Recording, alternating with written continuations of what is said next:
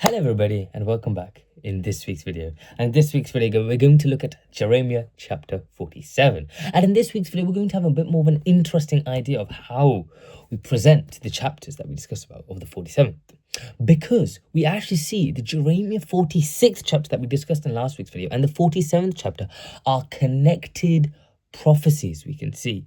Because in chapter 46 it shows the fall of Egypt. That's what we saw in last week's video. But we see that in this chapter, it talks about how Egypt represents strength and the pride of the world. Human power without dependence on God, we basically saw. And then we see in chapter 47, there is a clear connection to what we saw in chapter 46 in this chapter. Because in this chapter, the prophecy now moves from Egypt to Philistia. And you can see in this chapter, it talks about how the Philistines were a long-time enemy of Israel. They lived near the coast and often troubled God's people, we can see. Spiritually, God's people, we can see. And spiritually, Philistia pictures opposition to true worship, we can see. The idea of worship, the idea of belief is a complete opposite to the belief of the true religious system, and it completely resists and goes against God's truth, we can see, as it's a very much worldly religious system that the people of Philistia believe in, if that makes sense. So we're going to see about how the prophecy in effect for the people of Philistia is also going to take place as well, just as how it was mentioned in the 46th chapter for Egypt, which is why I say they're connected prophecies. So, without further ado, thanking the Lord through our Savior Jesus Christ, let us begin with this week's video.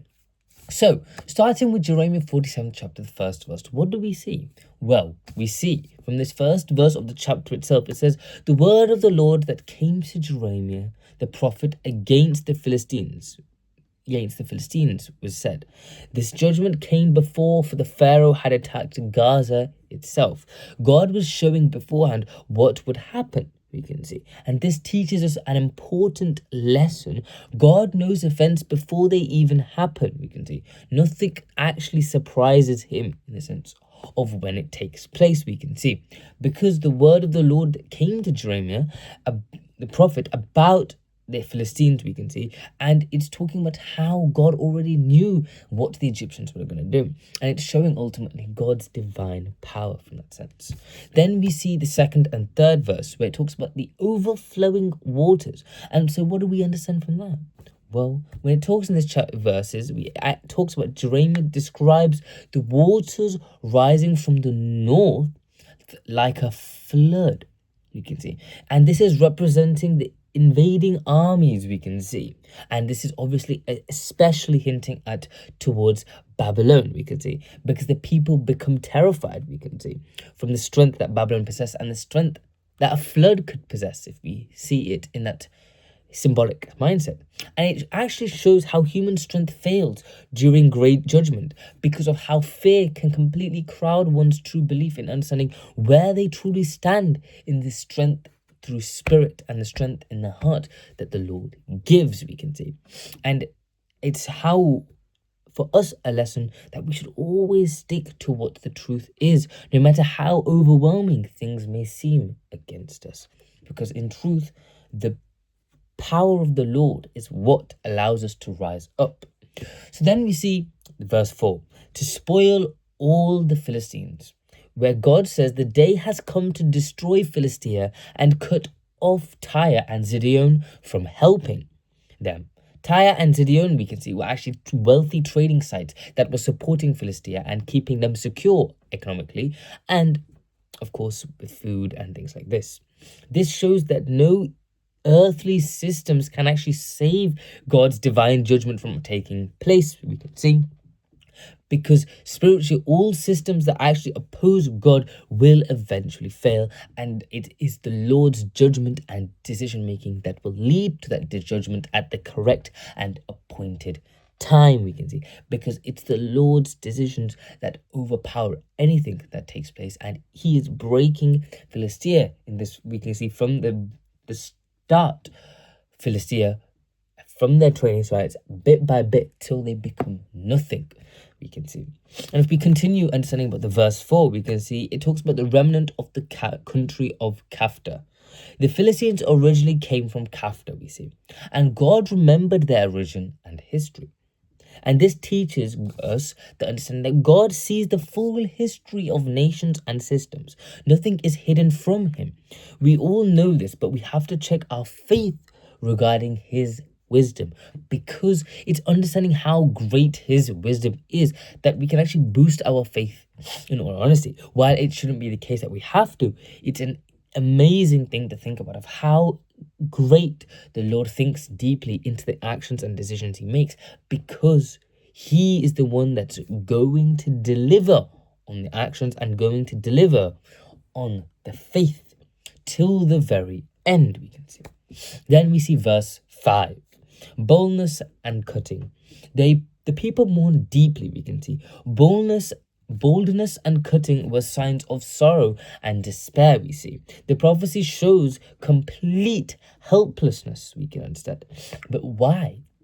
Because judgment has and had arrived, we can see. When God's appointed time comes, human pride cannot stand, and everything comes crumbling down eventually, no matter how powerful you may seem to be. So we see this, and we see how the progress of the story is going, and how the judgments bit by bit are taking place. And then we see the 6th to the 7th verse, where it says, O thou sword of the Lord. Jeremiah cries in these two verses, how long will it be before you are quiet? But the answer is the sword cannot rest, because the Lord has appointed it. So Jeremiah is asking, how long will you till you be quiet? But the Lord has said, once the judgment has begun, the judgment won't stop till it has been fully completed. And it teaches us that solemn lesson that God's judgment is not an accident. They are controlled and permitted according to his purpose, we can see. They are accorded and done to bring out a new, renewed purpose for the judgment that's taking place on those specific people. Just as in Egypt, we can see in chapter 46, they faced judgment. We saw Philistia also faced judgment. God is no respecter of persons or nations. He acts on the person's heart or the nation's heart and delivers the judgment that he's willing to give, to show that he is the true power of everything, in all honesty. So what do we understand from all of this as lessons? So we understand that God controls history. Nations rise and fall according to his plan, we see. Human strength cannot save military power. Commerce and alliance fails without God, in all honesty. The power you may possess, the riches you may possess, the alliances you may have with the strongest people in the world, all will fail if not through God or without God, because God is the the all-knowing, I should say, that allows everything to be as it is. And we can also see that one beautiful thing is the opposition to the truth will never last forever. Philistia long opposed Israel, we can see, but eventually judgment came to them and they crumbled. And so prophecy builds faith, we understand from this. God tells his people beforehand so they may believe when the events happen that he is the all-knowing Lord Almighty to them, and he is trying to support them and be for them.